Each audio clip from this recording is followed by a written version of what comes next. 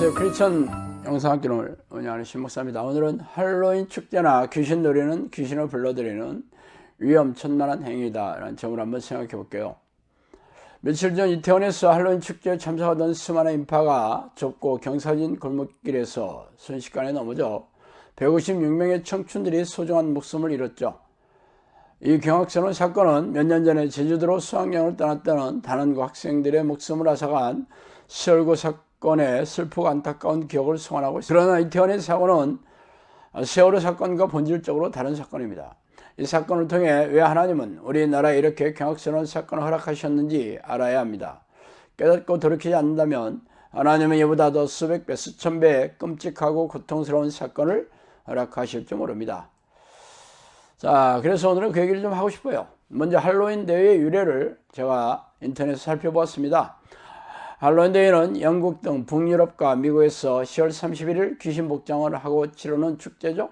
사람들은 이날에 죽은 영혼들이 되살아나 정령이나 마녀 등에 출몰한다고 믿고 귀신들에게 육신을 빼앗기지 않기 위해 유령이나 흡혈귀, 해골, 괴물 등의 복장을 하고 축제를 즐기고 있습니다.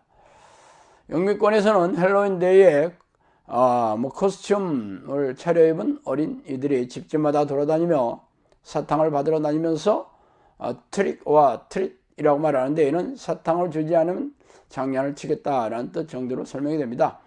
할로윈 데이는 기원전 500년 아일랜드의 켈트족의 풍습인 삼하인 축제에서 유래되었어요. 켈트족은 사람이 죽어도 영혼이 1년 동안 다른 사람의 몸속에 있다가 뇌세로 간다고 믿었습니다. 이후 로마가 켈트족을 정복한 후에 기독교가 들어오면서 교황 보니파세 차세가 11월 1일 모든 성자들의 날, 즉 만성절로 정했고 켈트족의 풍습이 정야제를 통해 할로윈 데이에 정착되었다고 합니다.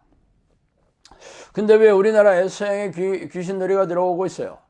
유치원에도 아이들이 귀신놀이를 즐기고 있죠? 귀신 그리기, 귀신 게임, 귀신 장난감, 귀신 가면 등 귀신과 유령을 친근하게 여기며 심지어 그들과 같이 노는 것을 즐거워하는 것이 영적으로 얼마나 위험한 일입니까?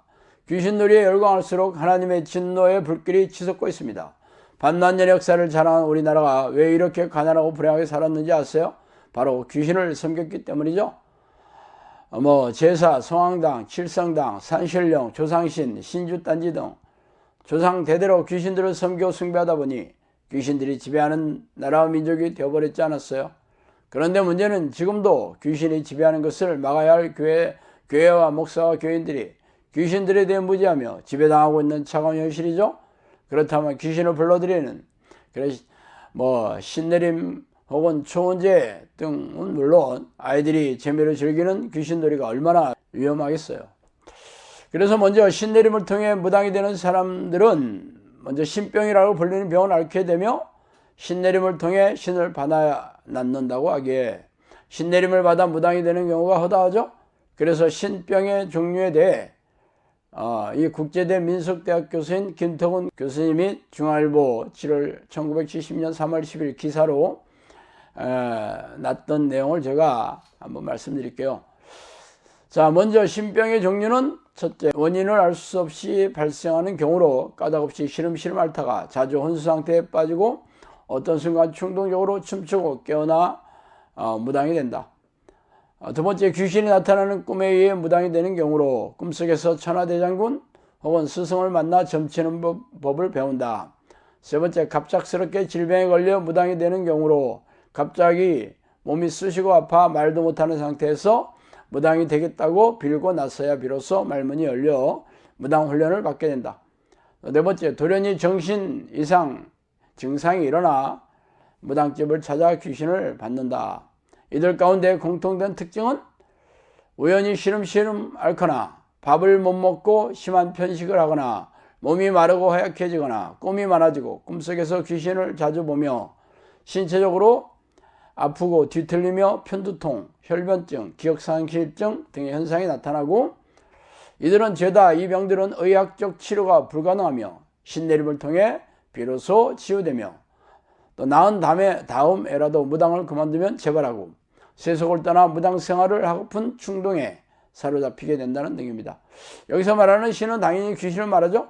귀신의 공격으로 정신적이고 육체적인 고통을 앓게 되며 이를 치유하기 위해 귀신을 불러들이면 그때부터 귀신의 좀비가 되어, 즉 무당이 바로 귀신의 좀비들이죠.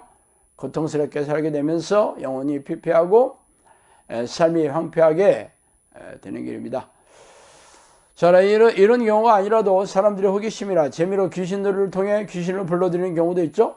일본에서 들여온 귀신을 불러들이는 놀이인 분신사바 놀이가 대표적입니다. 이는 일본어로 귀신님 하고 부르면서 내게로 와달라고 요청하는 것이에요.